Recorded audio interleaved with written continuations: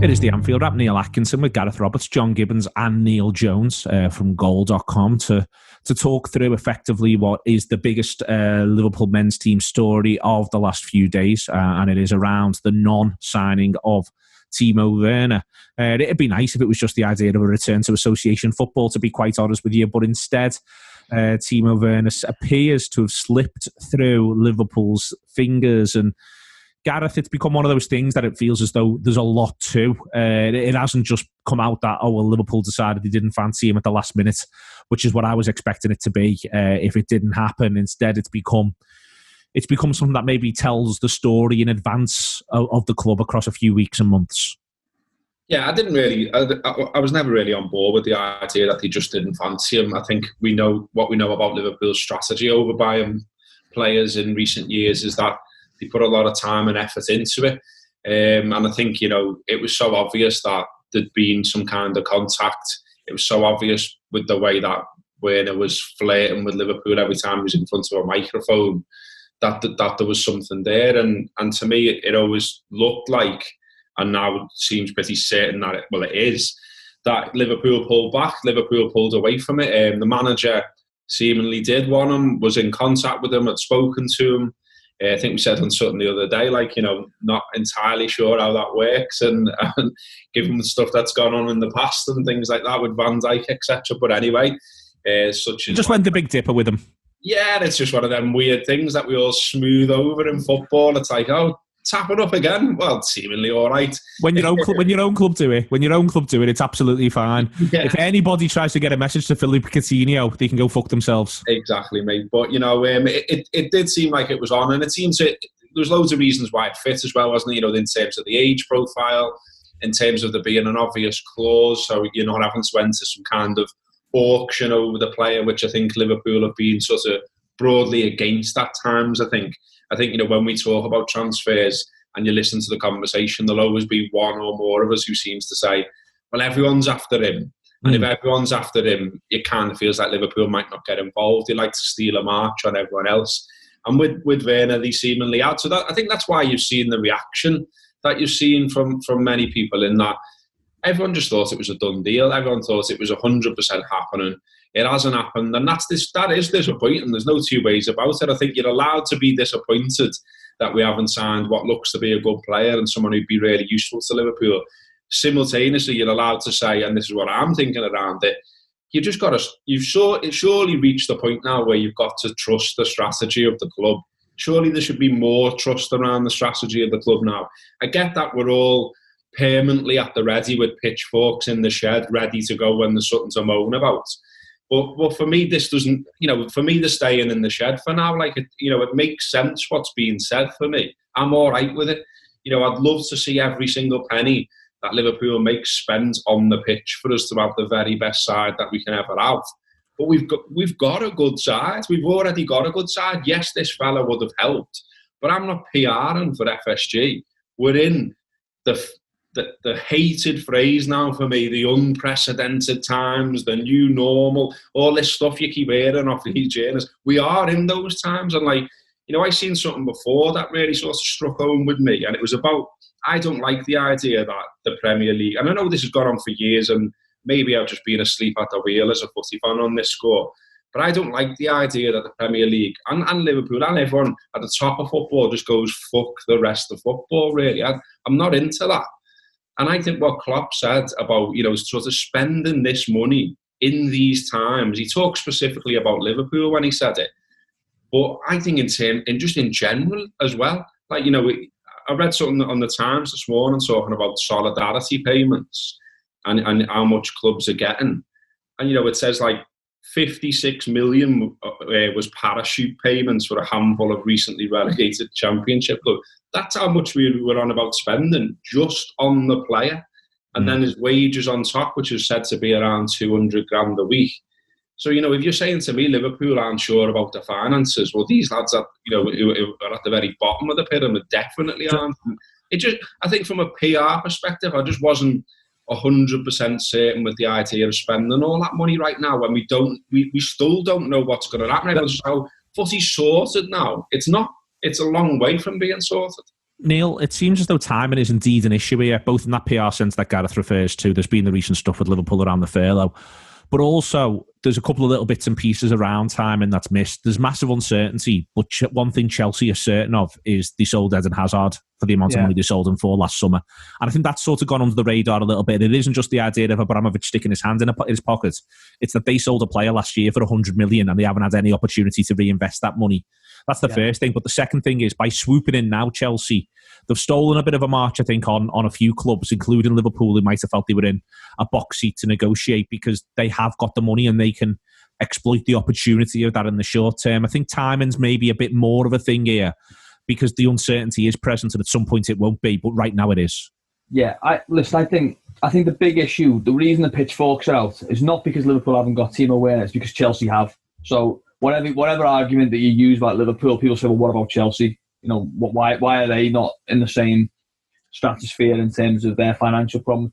But there's a lot of reasons for that. Chelsea aren't run as a business. You know, they have been in recent years, and you've seen the drop off in their league performances and the quality of players that they've been signing. But Chelsea are owned by a man who treats them as a toy, or has in the past treated them as a toy. They've also had a 2 transfer window ban, albeit they did manage to sign players, I think, but in both of those transfer windows pretty much. I mean, they signed Kovacic on a permanent basis. Yeah, they didn't have to transfer the registration. I very much enjoyed the sort of the UEFA semantics around this. They didn't have to transfer the registration, so it was sound. Yeah, they signed Ziyech obviously in last January. I think they signed Pulisic in the January before for last summer. But they also sold, and Chelsea have done what Liverpool have done in a lot of ways. They've sold players very well, and their use of the low market in particular is massive. And Liverpool have been trying to go a little bit down that route, not to the same extreme levels as Chelsea, but in terms of keeping players' values up who never play for the club. So, Bertrand Traore or whoever sold on to Lyon, good money. You look at they sold Morata last summer.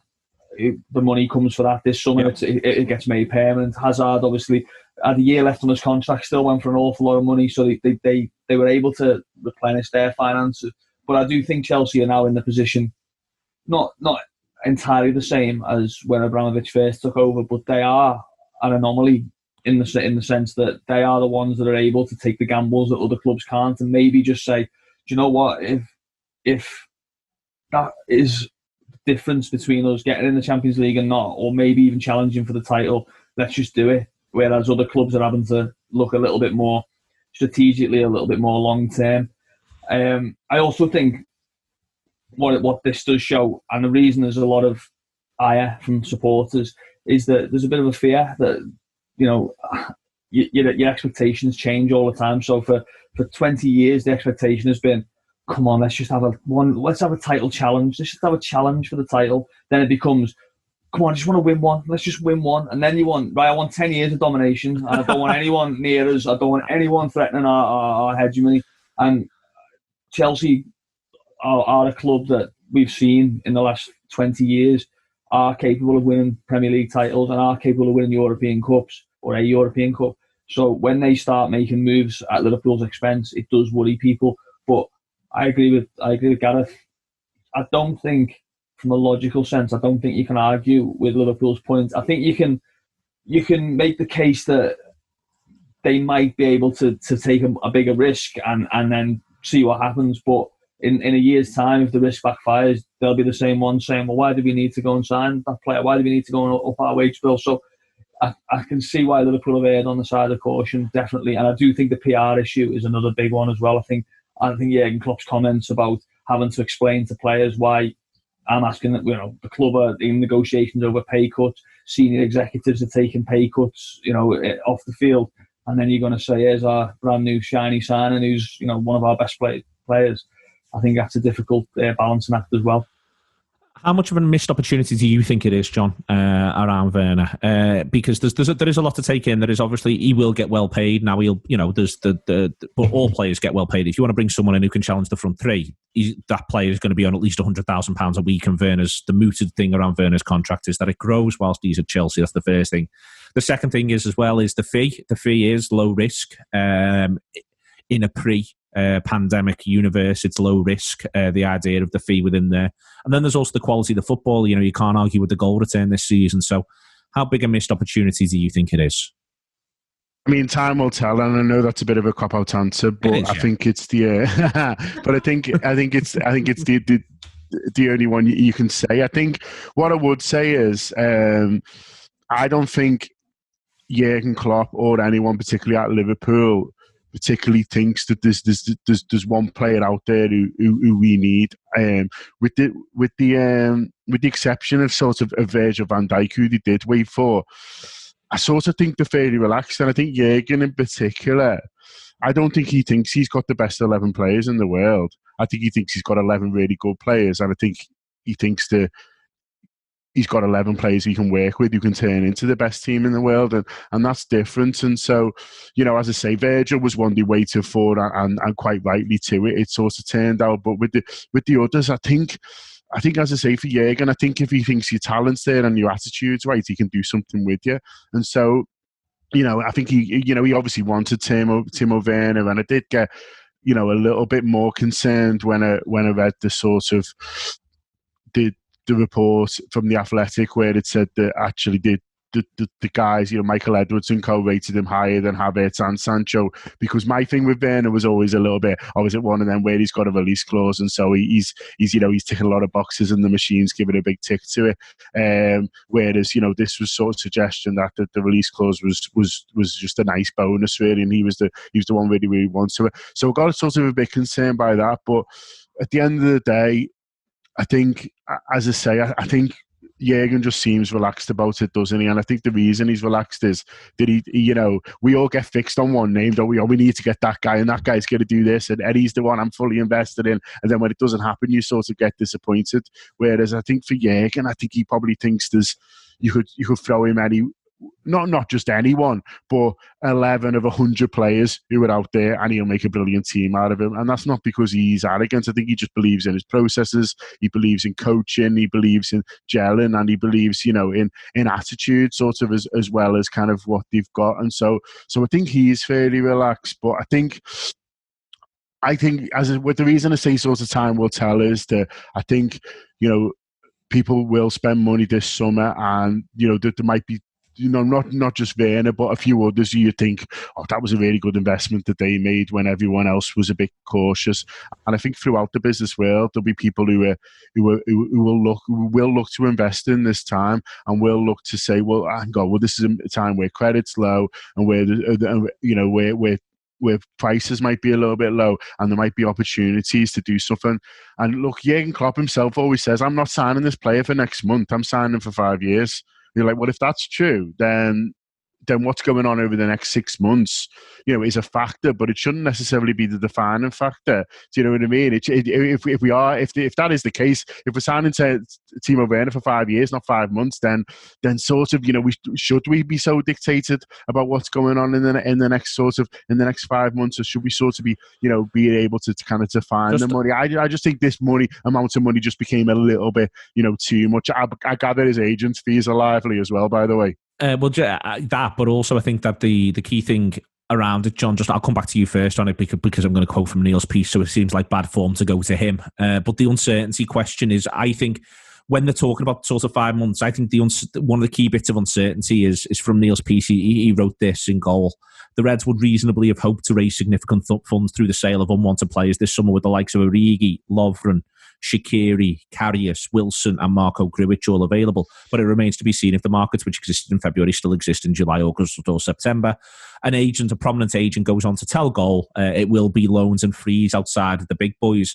And I think it's really interesting this because, I could have quite easily made an argument that Liverpool make somewhere between 20 and 40 million on Origi. They get 10 million in for Dejan. They get 20 million in for Shaqiri. They get 5 million in for Karius. They might be able to get 15 million for Wilson and Grujic. That's very much a February notion, but that comes to over 100 million quid. If you said that they got 100 million for all of them, you wouldn't go, that's absolutely wild. You'd say, okay, yeah, that's, that seems plausible. And I wonder if this is the key thing that's changed. This is the key piece of uncertainty, really, because, that 100 million for that lot, however the fees are spread and all of that, doesn't seem unreasonable. But right now, it may well be that you get practically nothing for any of them. But I mean, are Liverpool a club who have to sell to buy now? You know what I mean? Is that a kind of thing, or is that kind of, you know, extra money? I think that's what people are saying, and I think as well, where I know I'm with Robbo, my pitchforks aren't out or anything like that. But we didn't buy anyone last summer either, and there wasn't an epidemic then. And I think people are starting to think, well, are we going to sort of miss an opportunity here to stay ahead? You know, you look at the end of the Manchester United dominance. They were still winning leagues, but people were saying, we're not buying anyone, we're not investing, and then it all sort of falls apart. And so I don't think Liverpool are going to fall apart. I think they're in a stronger position than that Man United team were, because that was, you know, a squad with a lot of players coming to the end of the careers, whereas this team, you know, have got, you know, plenty about them in terms of, you know, there's more sort of coming into the peak and things like that. So I'm not saying we're going to suddenly fall off, you know, the way that Man United have, but I think it is a valid thing to say, well, this isn't just one transfer window. This is 3 or 4 now where they haven't invested, and eventually, you know, no matter how much you say, look, it's completely understandable, or well, what do you want them to do? Eventually, you know, with that kind of lack of investment, if you like, will catch up with you. Gareth, that's all fair points from Jordan. It's also worth pointing out, Liverpool have not got many players at all, Gomez and Alexander-Arnold, between the ages of 21 and 24. There's a couple who are 25, sort of moving into those peak years. But I think I've felt all the way through pre-pandemic this season that it would be a season where Liverpool did maybe bring in, they look great 18 to 21, don't get me wrong, but actually look to bring in some lads who fill, for instance, the same criteria that Sadio Mane fulfilled when he signed, you know, coming into his peak years, ready to make the step up, etc., etc. That sort of feels like Timo Werner. And those players, those signings that were made a few years back are what's powering Liverpool now. And, you know, medium term, there is legitimate concern, isn't there, about the squad age? There is, yeah. But I think what Neil said before was spot on in that, you know, you've got to be realistic about how we've thought about our own club over the years. And I can remember saying, and I can remember writing, when in the Hicks and Gillette era, all we want Liverpool to do, I was saying then, is to operate in a way where the money it makes is spent, basically. You know what I mean? We the money that it's self-sufficient is what I'm saying. And I think too often, you know, we jump to conclusions around finances without bothering to really look. You know, it's just like, oh, Liverpool should be spending X. Well, why? Because we're on about extending the stadium. We've already extended the stadium. We're building a new training ground. You know, all of these things cost money. Also, as well, they keep giving new contracts out quite readily to reward the performance of the players that have got us to a position where we've won the European Cup, we've won the World Club Cup, and we're on the verge of winning the league. So all of those things need to be considered. And I think Liverpool, you know, if you look at who we signed under Jurgen Klopp, there's very few where you're going, why did he do that? So, you know, it's been a sensible approach from then till now. And this is where I'm saying, like, I just think they deserve a little bit more trust now. And I don't like the sort of narrative around, like, as though, like, Jurgen Klopp magic has made it all right and the nasty FSG, blah, blah, blah. Like, he wouldn't have signed a long-term contract along with his coaching staff if they thought they were being diddled. And he's in a very strong position. You know, one word, 2 words, whatever you want from Jurgen Klopp to say, I wanted that player. You know, and then the pitchforks are out of the shed. So I think we need to trust all of them a little bit more. For me, I wanted Werner. I wanted the shiny new player who looked boss, who was putting, you know, goals top bin every week and all the rest of it. But it hasn't happened. But I don't think this means we're never going to sign another player again.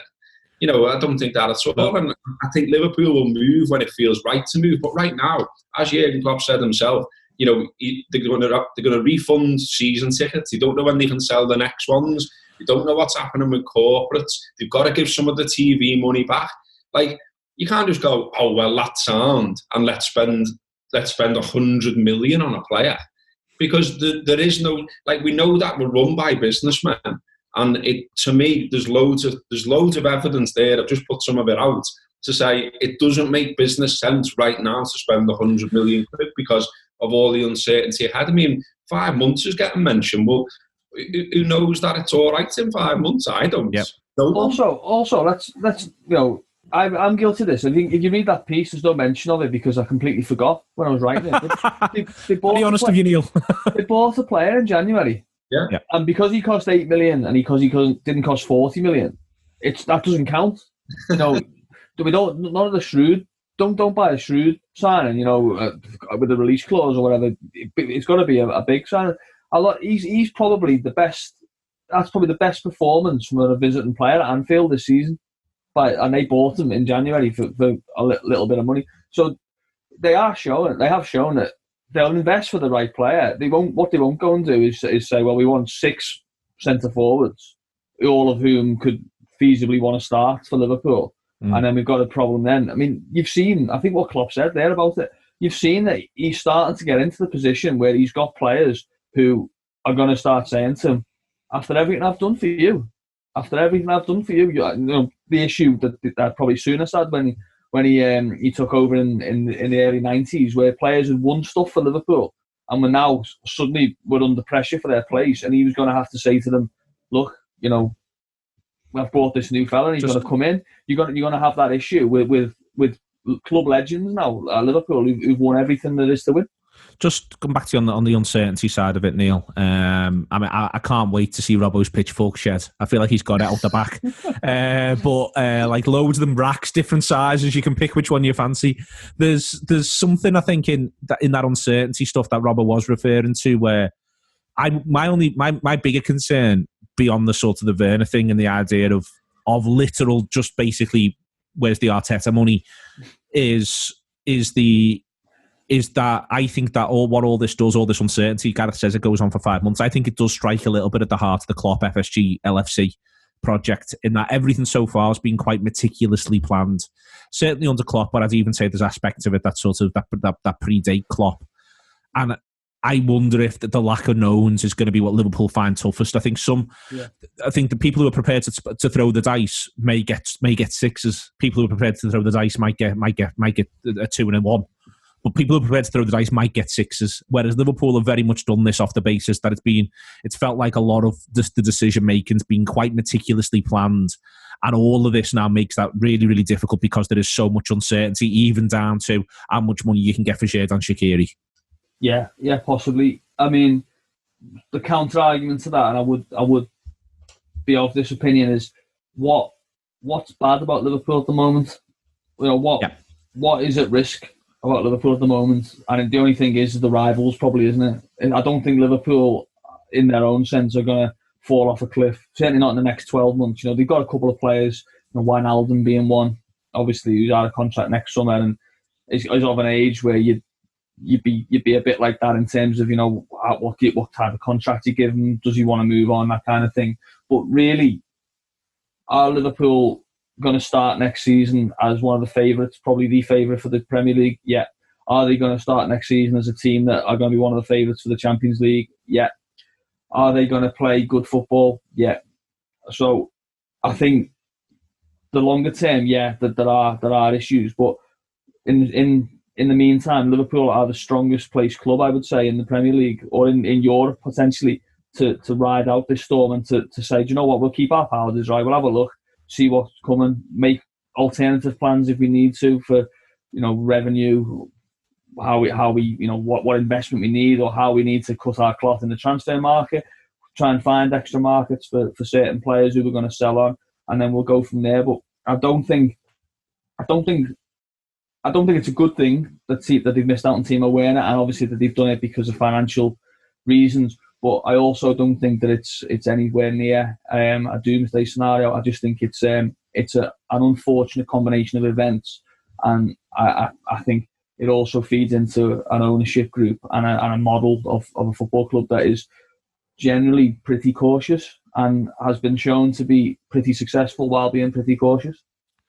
A known, John, Sean Rodgers on Review, in terms of talking about managers, talks about things you know, things you hope, and things you think. But a known from Jurgen Klopp, Michael Edwards, and the wider sort of hierarchy of Liverpool's point of view is the current squad. I mentioned some players there who may well be all available or may well now not be available or anything like that. But, is there any there that you think that they might choose to think, well, we'll give them have a little look at them in the shorter term, either hang on and give them one more year in the instance of Lovren, who's got a year left on his deal, decide to persevere with Origi into next season, or perhaps more interestingly, Wilson, Grujic, to an extent, Brewster at Swansea. Do you think that they may well decide to have a look at a couple of these lads, at least in the short term, as an option? Or do you think, again, that is right now I'm asking you this question and Liverpool themselves will be saying, let's see what it looks like in August. Let's see where the money's moving. Let's see who's saying and doing what.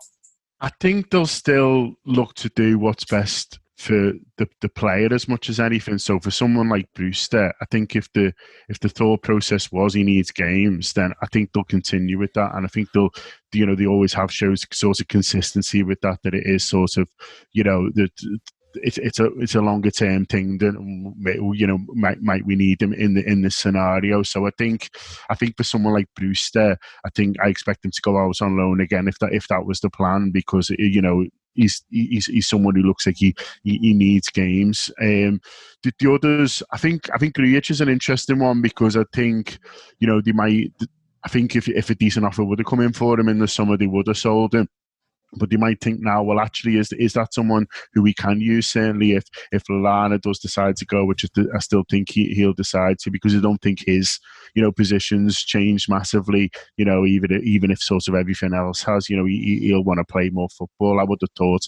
And so there's maybe a gap there. And Grujic might be one who they look at and think, well, okay, we've always liked him as a player. We got him in. He's done pretty well out on loan. From people who've read about who've seen him more than me. And,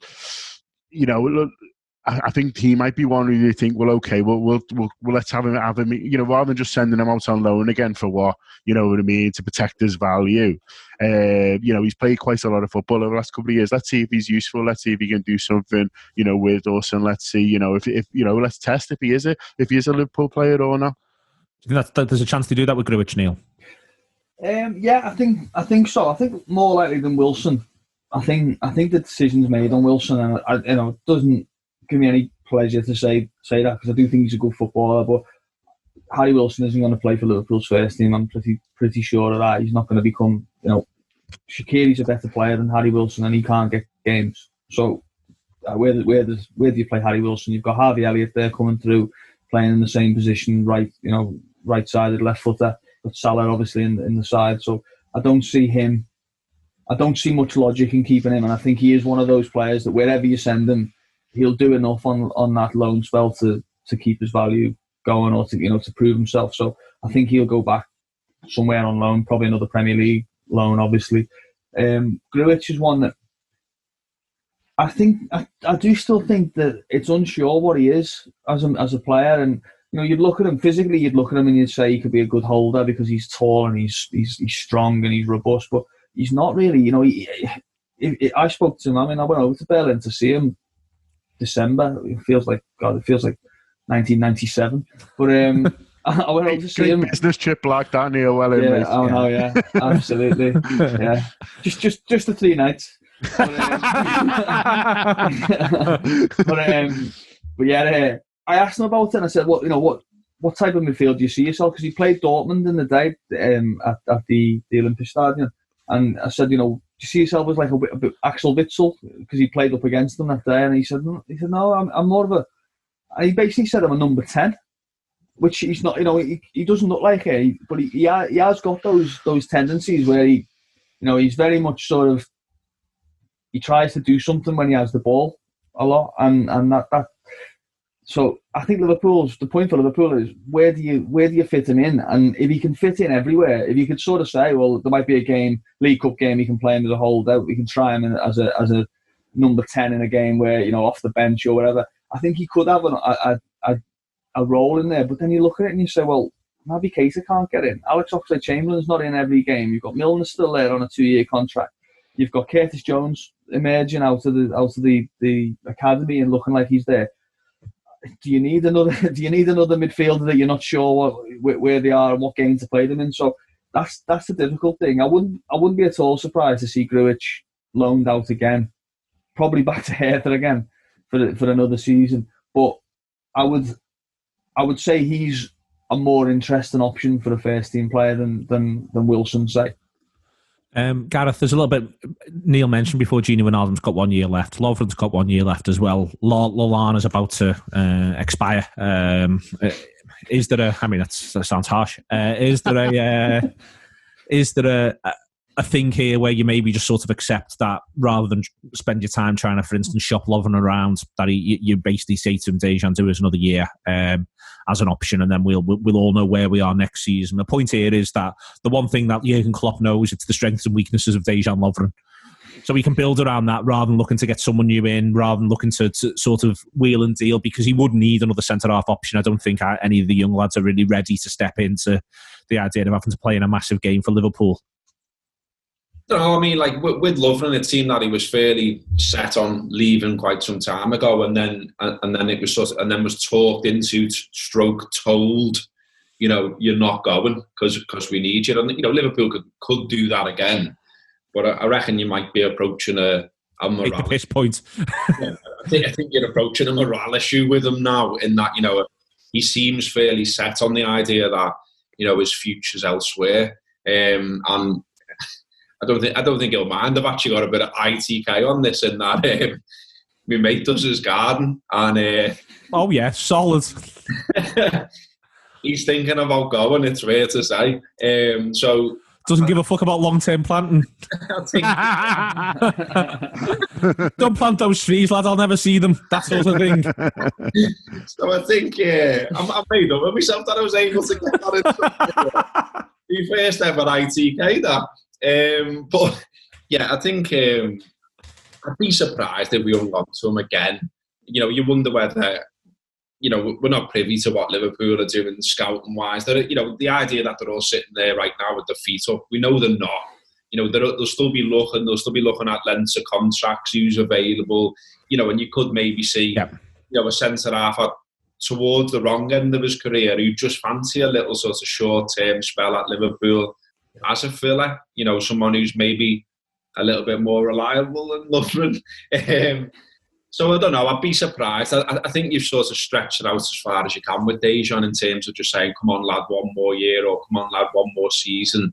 He looks kind of done to me. And I think as well he's reached, past that situation with the support as well. I'm not sure how much the coaching staff would consider that, but I do think there's a bit of a mental thing around Dejan Lovren and watching him now, where a huge percentage of our support, I would say, are a bit fed up of watching him. I'd probably put myself in that number, if I'm being honest. You've got to consider Salah as well, haven't you, for the Lovren sale? What's the impact on his morale if Dejan goes? But yeah, I agree with Gareth. I also think Lovren is probably the last one left over from the old era of, if he plays well, he's fine, but we all sort of suspect he's not going to play well at some point, and even when he is playing well, you're sort of waiting for that moment, and he's probably the only one in the squad, isn't he, at this moment, I would say, that you have that feeling with, and yeah, it wouldn't be a surprise. But then again, Dejan's on decent money. He's obviously got a high opinion of himself as well as a player, so he's not going to take he's not just going to say, "Oh, go ahead, send me down to Brighton, I'll go and play there." He's going to want a decent move. So again, it's a question of whether the market exists for what he wants and what Liverpool wants. Further complications and questions around it all, John. The piece and general sort of thought is that the African Cup of Nations will be postponed until January or the summer of 2022. That's, when I'm talking about all the uncertainty, we don't know that for a fact. Liverpool don't know that for a fact. Liverpool will be better informed than I am, it's fair to say, on the issue. They can pick up the phone and ring the relevant people and ask a couple of questions. I suppose I could do that, but I haven't.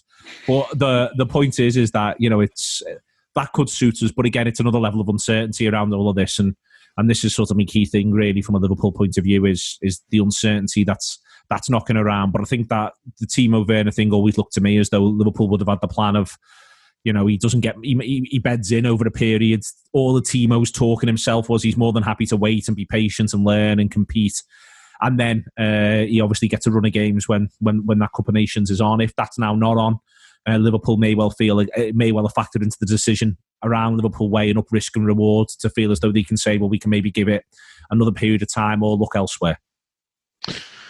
Yeah, although again, it comes back to what, are we signing a player for a month in the African Cup of Nations or sort of for the next 5 years? I don't know. I think maybe it just does just buy them a little bit more time, and I think that's what maybe they're thinking is the search for a forward becomes a little bit less pressing because of that. So we'll wait and see. But as you say, it's we don't know that for a certain. So that might be a risk that backfires if that sort of has come into the decision. But I mean, it's hard to see any sort of international football tournaments happening too soon. Although they're going to have a Champions League to finish them, so maybe that counts for it as well. But I think it does seem to be like for Liverpool that they are.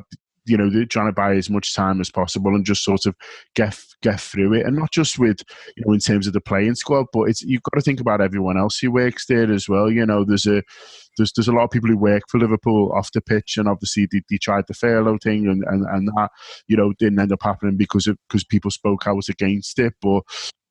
Those jobs are still, presumably, under threat to a certain extent, and so it's everything that Liverpool, probably trying to think of, from a financial point of view. It's not just kind of footballers; it's the whole kind of industry really that they're hoping, to come out of this like as strong as possible.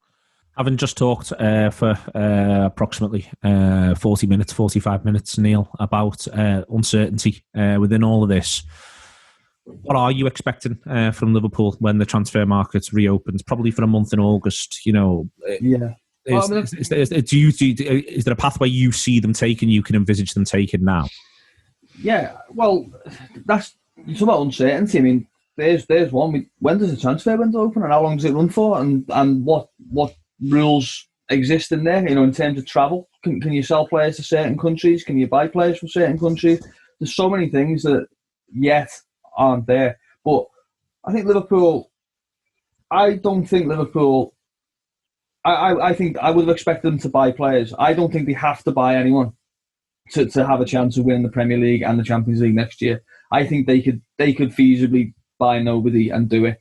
I don't know whether they will, personally, because I think there'll be an element where an opportunity will arise. It might be a young player. It might be, as Gareth said, it might be an older player who you can get on a couple of years. They've done that in the past, haven't they? Not a spectacular sign, but Clavan was one of those players, wasn't he? That was just a cheap sort of stopgap, and go on, we'll have him for a couple of years. But I think, if you look at what Liverpool were the lightest, I think in quality wise, you might say the front three backups, but I don't think in numbers wise. I think they've got options there that they can pick players in there. They could play Minamino, they could play Oxlade-Chamberlain. They've got Origi, Shaqiri still there. Obviously Wilson would be coming back. They'd even have Curtis Jones could play in that sort of area as well. So Keita as well. But I think a centre back would probably be one that they would look at and go, well, what have we got beyond the front? The main one, Van Dijk. We've got two injury-prone ones in Gomez and Matip. We've got Lovren, who's injury-prone and doubtful quality-wise. Then we've got two really young Dutch lads in Hoover and Vandenberg, who I would not be particularly comfortable having either of those playing for any extended period. So maybe that's the area. And then you maybe say you need a fullback. You probably, ideally, I mean, we've spoke about this in the past, I think, Neil, you and I, about ideally they'd love a fullback who could play right and left. They'd love an Dennis Irwin, I think was the name that you threw out there. They'd love to find someone like that. But that's perfect world. If the world isn't perfect and you say go into it, all right, James Milner's your fullback, or Yasser Laroussi's your backup left back, or Nico Williams is you're going to try and teach him to play. It's not the worst thing in the world. It's not, Liverpool aren't in a position where there's gaping holes all over the squad or all over the team. They're in a position where it was fine-tuning, and I think it would be surprising if they just went and said, you know what, we'll just take 3 or 4 anyones and just put them in the squad and just to have some bodies in there. They're not in that position, in my opinion. I think they're in a position where they can still afford to be careful and meticulous and go after the right player rather than just a consolation prize. You broadly speaking agree with that, Gareth, or do you think they will think, well, we'd like to see if we can sort an attacker out? That's been the way in which they've been looking. Or do you think that, I mean, even trying to speculate right now before they played this little run of games and more of the reality of the situation is present is a little bit pointless? It's perfectly valid for you to think that as well. Yeah, I just think we're not at a point where we could probably, accurately speculate, really. I think what we already touched on earlier on is going to be the key. So what are the likely outs? I don't think it's John mentioned before, like the sell to buy thing. But again, as Neil said, this ownership of being pretty cautious. From day one as well, they were making it known that they didn't like how the club was run. They didn't think the contracts were right. They didn't think the money that some players were on and the quality that they were delivering was right. The incentivized deals and things like that. We know all that. So I think they're not sitting on the hands, because that'd be the wrong phrase. But I think they'll be having a look. They'll be, like I said before, looking at the quality of players, the availability of players. What you said as well, African Cup of Nations, all that will come into it, because as much as we can say, yeah, but it's for the long term, again, we just don't know how much money Liverpool might end up losing because of this pandemic. And until I think they can nail that, I don't think they're going to move massively. They might, they could just blow us out the water and make us all look like we're talking shite and do a Fabinho. Maybe there's something like that brewing. Maybe that's the true reason, but I doubt it, to be honest. I think, looking at everything that we know, looking at the situation we're in, knowing what we know about the manager and FSG, because I think you've got to remember that as well. This idea that, Jurgen's somehow being stitched up, Jurgen had to get talked into paying the money that they paid, as was reported anyway, for Van Dijk, because he felt it had gone too high and too far. He's talked before, hasn't he, about spending money, and obviously Mourinho was quick to point out that, how come you're now spending it then? But this is a manager who typically wants to develop players, work with players. We've mentioned across this show some of the talent that's coming through. There's that pathway argument again as well. So all of a sudden, like you've been saying, well, we want the academy to be brilliant, we want players to come through. Curtis has come this far, and then buy someone else and go, soz lad, go and have a year at Bolton or something. So there's that aspect as well. I think they're doing business when they know they've got more certainty around, when you're getting crowds back, when you're getting the corporates back, what's happening even with the TV money. I mean, everyone else is being allowed to sort of kick things into the grass without much comment. I mean, you've had an MP, stand up and talk about how there's got to be more of a sort of football family feel. And then you've had the top man at the Premier League say, yeah, we'll talk about that soon, when we know what's happening with the TV money. And I think that applies to Liverpool as well. So I think right now, and I think it's sensible, I've got to be honest with you. I'm not, again, no pitchforks. I think for now, right now, until we know what's happening, you're not going to see absolutely huge moves from Liverpool. And we've just got a cop for it. But as Neil said, we're all right. Well, just on that, we're top of the league by 25 points, John. On that, I think that's where it's, to pull it back to one of the first things that was said on the show, we're talking about what we're going to do, but there is also the rivals conversation. Yeah. And I think that's almost going to be as defining in this wider chat as anything else is. Other teams that will have needed to spend to catch up. It's fair to say City have got a very aging squad. I mean, City's aging squad's a bigger problem. Mentioned Chelsea there with the Hazard money and maybe a couple of other little moves. United, I don't think, are going to be that backwards about moving forwards. It is worth pointing that out, isn't it? That we can talk about us, but we're trying to win. We're going to be trying to hopefully retain a Premier League up against another 4 or 5 clubs who look to me as though they're positioning themselves to really give us a run for the money. And we're going to have to maybe just stand up to that and say, sounds other teams get to have good players too.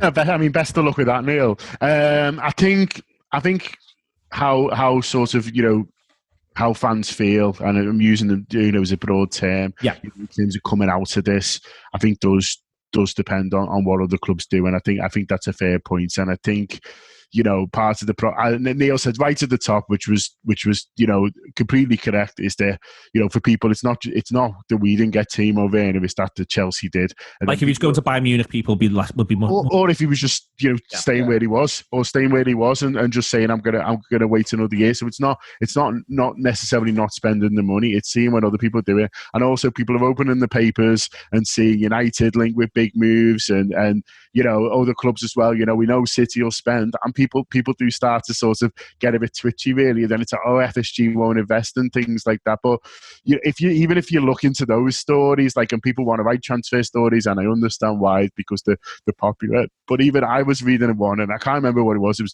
It was Man United who were linked with someone, and I think it might have been Sancho, and then it was all this, and they're going to pay him this much, and blah blah blah, and then it gets to the end, and then of that article, and then it says, but they have to sell Paul Pogba first, and that's well, you know what I mean? It's you didn't have that at the top, do you know what I mean? So people just be like, United are spending 120, you know what I mean, and all this, and so I think everyone will be in the same boat, and I think once we get to the end of the transfer window, I think people will probably see that for most clubs who are sort of running a kind of a normal fashion. I don't think Liverpool will be one sort of standing out. I think actually Liverpool will be more like the norm really, and then as everyone said, we're in a better position than most in this time to cope with that.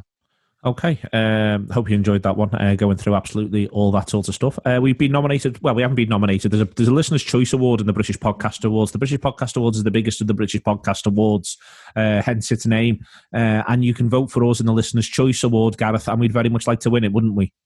We really would, mate, yeah. We've had, a number of close calls now, haven't we? I think is it 3 times now we've come second? Second 3 years on the bounce, yeah. We keep bouncing back, but not enough. Just need that extra bit of investment to get become a winning side, eh? The board of minge bags, Neil, they won't throw it in, what I mean? One sign and do it for you. Put some money on Mark Kermo there, will you, lads? But yeah, I've mentioned it on a few things. Like I did something with a BBC podcast the other week, and they were having a little gloat about Pippiners, saying that they heard on the grapevine that sort of the Wednesday before the awards, which were on the weekend, we were actually in front the other year, and then they picked us. So would love to ring said fella back, having won. 4 a.m. What about you now, hey lad? On the whole process as well, there, just to say that we've heard that when some people are voting, you get a confirmation email to say confirm your vote, that it's your email and all that kind of stuff. That's dropping into some people's spam, trash, whatever you want to call it. So just check, because your vote doesn't count if you don't confirm it. Excellent. Do check all of that out. John, you did you did something fabulous over the weekend, a free show with Amani Williams. People have really enjoyed it, so I'm really pleased. Amani just got in touch with us, and it was a good time really, because we were sort of thinking about the Anfield Wrap's not position on all this, because I'd like to think our position is fairly clear, but how we're going to express that really, and our thing, with anything has always been to amplify other voices and to listen and to put front and centre, people who are sort of directly affected, by these things. And so Amani got in touch with us and said she'd always liked the way the Anfield Wrap had done things and had handled things, not just around race, but generally around sort of, fan issues and sort of society issues really. So we had a bit of a chat Friday and put it out on Saturday, and it's gone down really well. A lot of people's, I'm only chuckling because we were saying, "Oh, great podcast." All I did was say hello and ask her how she was, and then Amani just went and she was wonderful, and it was like sort of being at the best university lecture you've sort of ever been to in your life. Really, so considered, so measured. The way she was able to intertwine between and bring back to issues that we all face, and working class culture and Liverpool was fascinating really, and was certainly an angle that I hadn't necessarily considered. So it's out, it's free. I'd encourage people to listen to it and to share it, and yeah, it's very powerful stuff and will certainly make you think. And for those of us who are white, and those of us who are trying to do as much listening as possible at the moment before we get to the important next stage, which is actually doing something and improving society. I would recommend it as very listening. I did a lot of listening and very little talking, which was great.